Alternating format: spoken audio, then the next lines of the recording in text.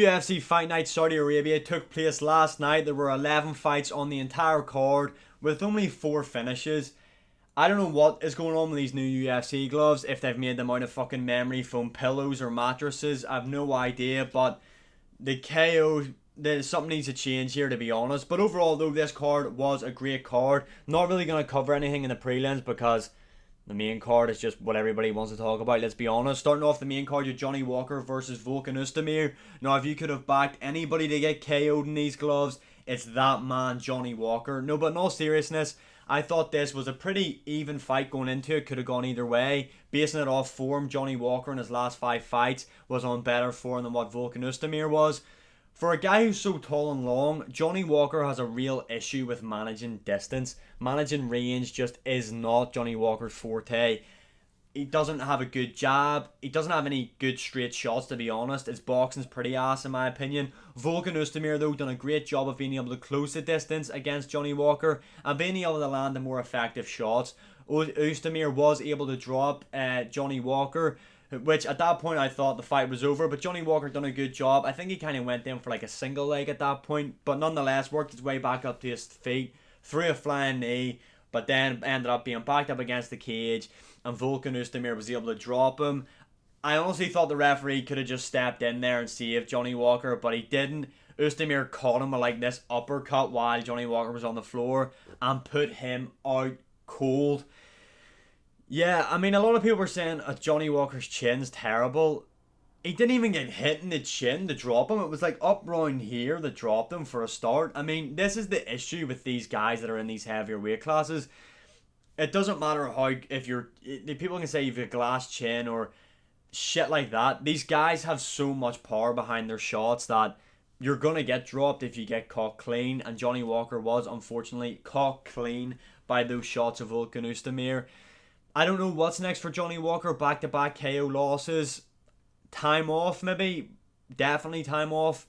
I think he got his nose bust again in this fight right here. So, Johnny Walker should take time off and maybe look to get back in. Maybe around the MSG card. You could have him on there against another ranked guy in the light heavyweight division. There is still some name value behind Johnny Walker. I feel like those best days are definitely behind him. Especially now that his fight style isn't as wild as what it was, which I thought really helped him move up the ranks and get the KOs that he done, to be honest. But nonetheless, Oezdemir with a great KO, called out 2 names, Jamal Hill, Jan Blachowicz.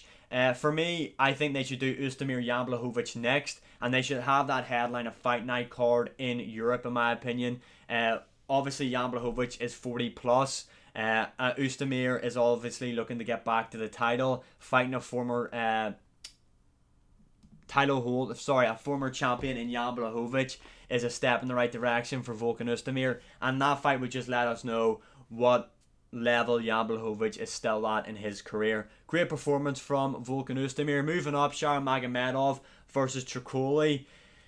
I really don't get the hype for Sharon Magomedov, to be honest. I really don't get it. I want to start off by saying the guy is an extremely talented striker. This guy, boxing isn't great, doesn't carry a lot of power in his hands, in my opinion.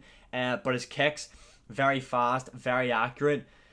But I just don't see the hype. I don't think, there's such a hole in his MMA game, and that's his grappling. Now, even Tricoli took this fight on short notice, had a lot of success earlier, just holding Magomedov against the cage, and he couldn't really do anything to get off. Now, Tricoli really wasn't that much of a threat in terms of takedowns either, to be honest. Now, when he did get it, when he should have got a takedown, Sharaput Magomedov has just invented the new takedown defense of just fucking grab the cage and nothing's gonna happen. How the fuck Mark Goddard didn't, one, let him once he grabbed the fence, separated the action and said, no, that's going to be given as a takedown, on the fucking canvas you go, or take a point off him. How they give him a stern warning for that after the round is bollocks. He would have been taken down from that.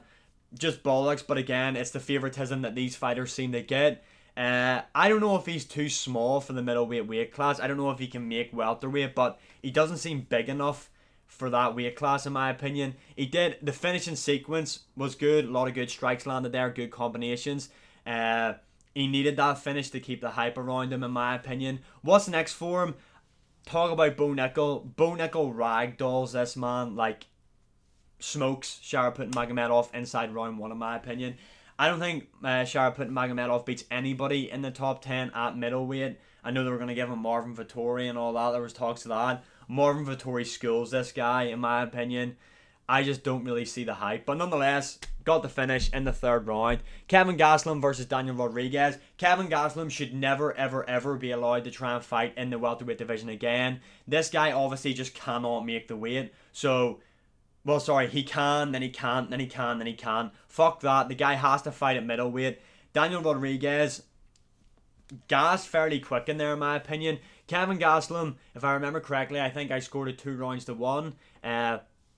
Daniel Rodriguez has some really good body to head combinations, boxing combinations. I thought he'd done a good job in there, but Kevin Gastelum has just fought the more elite level fighters. Also didn't have to put himself through the torturous probably weight cut that Daniel Rodriguez did, because Kevin Gastelum just had to say that he couldn't make the weight, which helped him, especially when it came to the grappling department.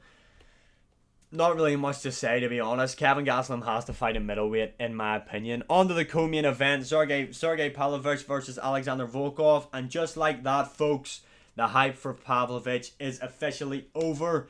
This guy was not as good as what everybody thought he was. I'm not taking away from Alexander Volkov, because I think the guy is probably one of the most underrated fighters in the UFC to date. He's a top elite level heavyweight. Extremely well rounded, done a great job in there at sticking to a game plan against Sergei Pavlovich of managing range, working his kicks, which is what I said in my breakdown, and staying defensively sound in there and just butchering the face of Sergei Pavlovich. Now, a lot of people are shitting on Sergei Pavlovich. I mean, this was always going to happen with the way the guy was built up, the way people were saying he's the heavy hitter, trying to go down the Ngannou route. Sergei Pavlovich is nowhere near the level of fighter that like Ngannou. Doesn't have the power like Ngannou has either, to be honest. It's not all doom and gloom for Pavlovich, though. There were some positives to take away from that performance, in my opinion. Number one is cardio. His cardio held up pretty well in there. And his willingness to win, even though it wasn't going his way at all in that fight, I didn't give him a round. He still had the willingness to win. Now, obviously, that might sound stupid to some people because he's a fighter. Obviously, he's going to have the willingness to win. But the fact that he was losing all that fight, but still was on the front foot, constantly having Volkov on the back foot, there's positives to take away. Volkov, great performance. Hopefully the guy starts getting the respect he deserves. The guy was even getting his hair combed in between rounds in there against Sergei Pavlovich. Volkov versus Gan, Fight Night Paris, the rematch. That's what I think they're going to do. Great performance though. On to the main event, Robert Whittaker versus Ikram Aliskerov. I did pick Robert Whittaker to beat Ikram. Did not pick Robert Whittaker to KO Ikram, especially not in the first round. Robert Whittaker, great performance. A lot of people are saying Ikram was fraud checked, this and that about Ikram. Ikram took this fight on short notice. Yes, I know he had a full camp beforehand. He's meant to fight the week before. But it was against a completely different opponent than what Robert Whittaker was. Ikram is young. The guy's very well rounded in my opinion. I still do believe Ikram could beat people that are ranked in the top 15 at middleweight right now. Unfortunately for him, he came up against the third best middleweight of all time, Robert Whittaker, who, like I said in my breakdown, just has the experience over Ikram. He's fought at the elite level way longer than what Ikram has. Great KO for Whittaker though, showed his patience in there as well to get the KO.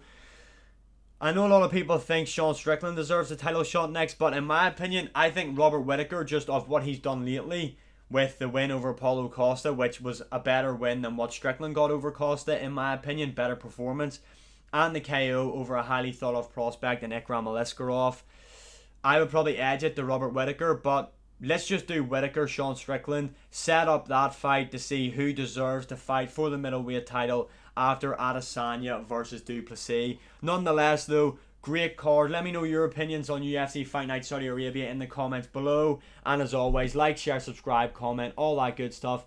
And I'll see you again in the next one.